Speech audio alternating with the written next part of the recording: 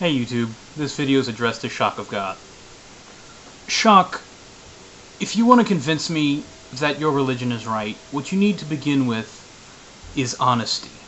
Begin with honesty.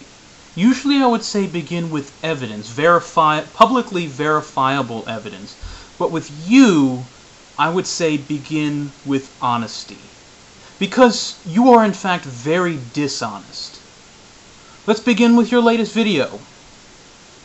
You say that the Atheist Experience show is screening calls against your question.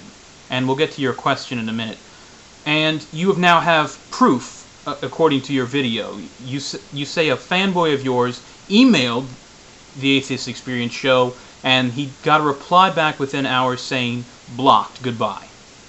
And this is proof that they're screening your calls and running from your question. And you say, well, here they are, the Atheist Experience show. It's a user on YouTube, and look, there's their logo. Their logo. Let's take a look at that person's channel, shall we? Here we are, user the Atheist Experience. There's the logo. Let's read his user description.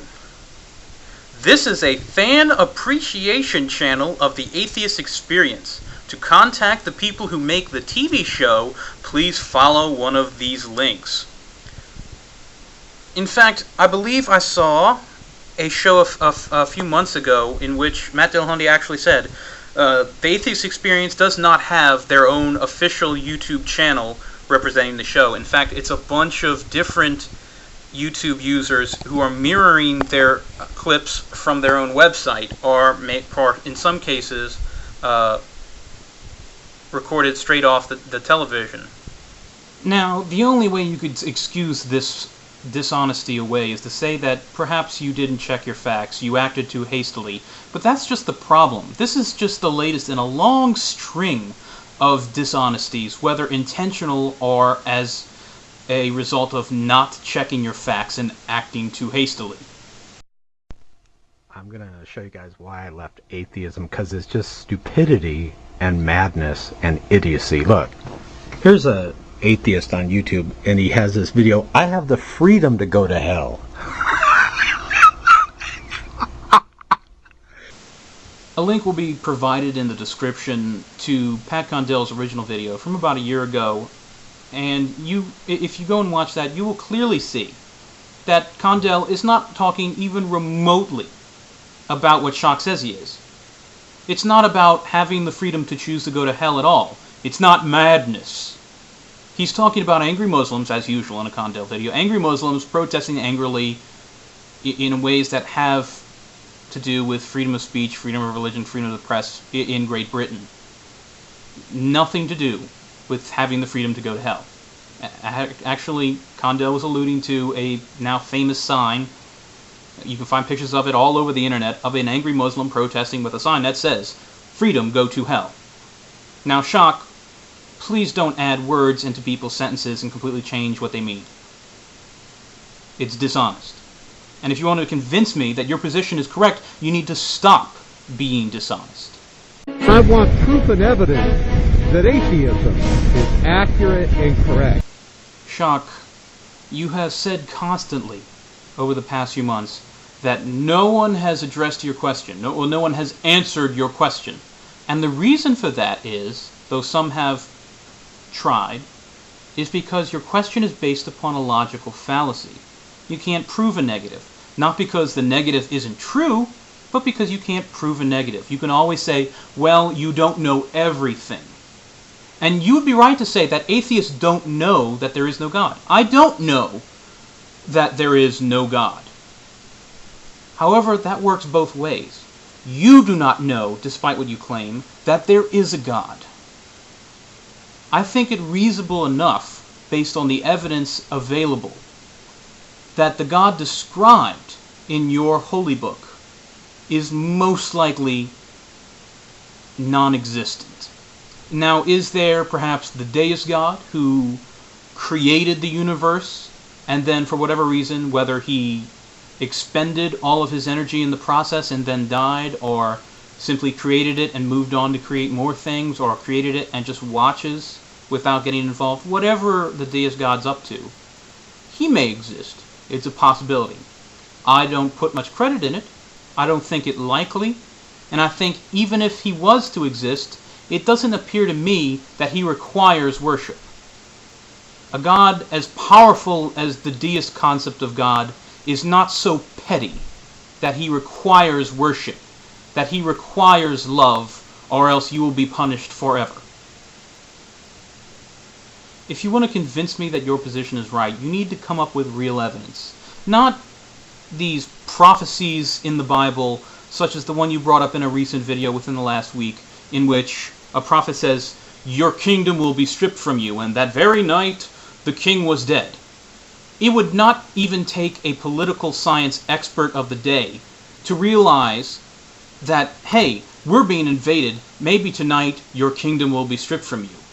A child who spends the morning walking on the city wall could go then to the king and say, "Your kingdom will be stripped of you," without any God being involved.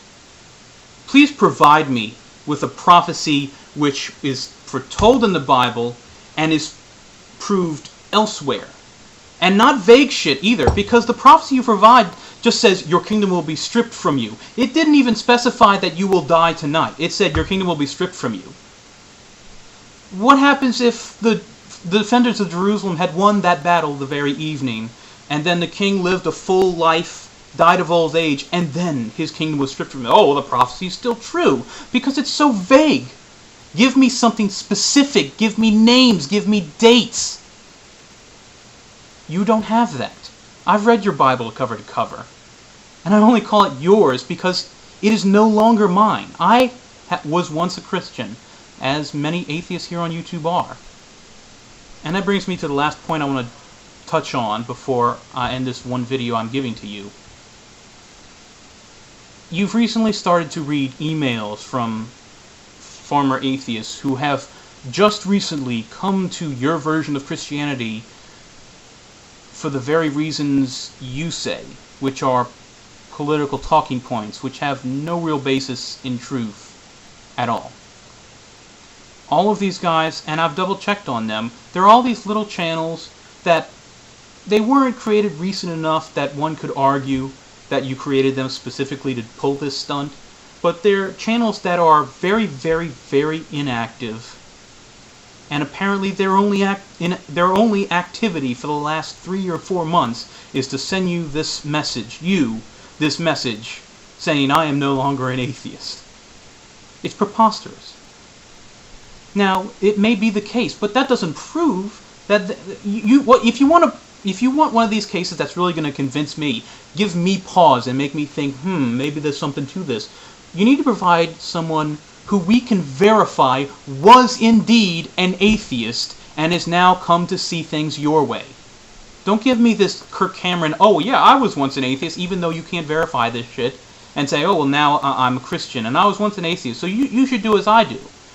It seems to be a common tactic of people like you, pastors and other laypersons who are religious leaders like yourself. Oh, well, I was once an atheist, but now I've come to Jesus and been born again. I don't buy it. You need to show me. You need to show me evidence that you were in fact once an atheist. You need to say, if I may be so bold as to use this as an analogy, you need to say Shibboleth, and you have yet to do so. You have had plenty of opportunity to do so, and yet you have never said the atheist equivalent of Shibboleth. On the other hand, perhaps one of the reasons why I am a continuing atheist is because while you lack to have anybody who is verifiably one who came from this side where I stand and gone to your side, we have people who we can verify were once Christian, were once Muslim, were once Hindu, were once whatever,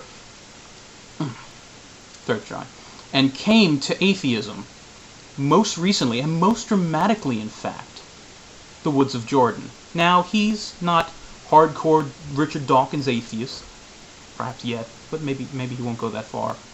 But he was once one of the major Christian, even creationists, like yourself, here on YouTube, not a year ago, went away for a while to discover himself, to get help, and he comes back, a renewed person, having lost a great deal of weight, gotten himself in shape, gotten his life together, and he's agnostic as of his latest video. That's very damaging for your position, Shock. You can't provide someone who says, I was once an atheist, and yet could say the atheist equivalent of shibboleth. Meanwhile, we have people beyond my ability to count who are atheists, who can literally say shibboleth.